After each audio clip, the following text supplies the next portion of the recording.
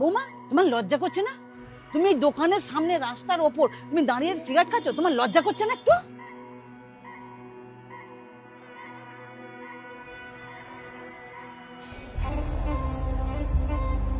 কেন মা, আপনার ওকে সিগারেট খেতে ইচ্ছে করছে? নিন, এই নিন, খান। তোমার এত বড় স্পর্ধা, তুমি আমায় সিগারেট খেতে বলছো? আজ আসুক আমার ছেলে বাড়িতে। ঠিক আছে মা, আপনার ছেলে আসুক, তারপর শান্তিতে কথা হবে। এখন আমাকে সিগারেট খেতে দিন, না হলে আমার মাথা কাজ করে না।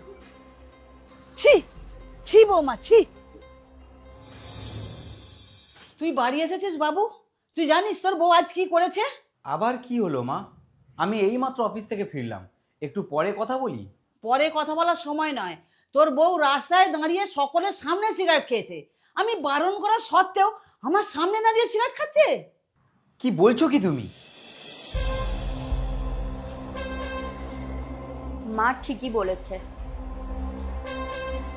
দেখ খোকা, দেখ, তোর সামনে মুখে সিগারেট নিয়ে আছে।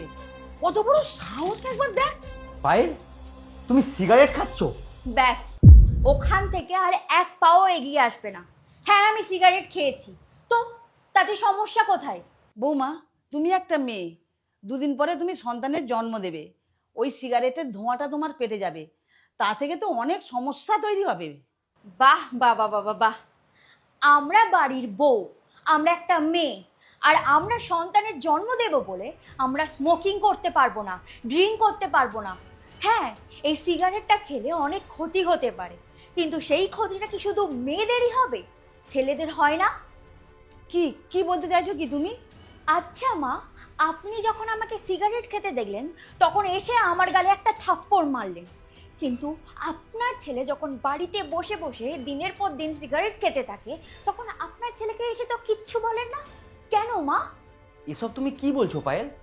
আমি সিগারেট খাই বলে তুমি সিগারেট খাবে? আরে আমার মাথায় অনেক প্রেসার থাকে, কাজের বিভিন্ন রকম চাপ থাকে।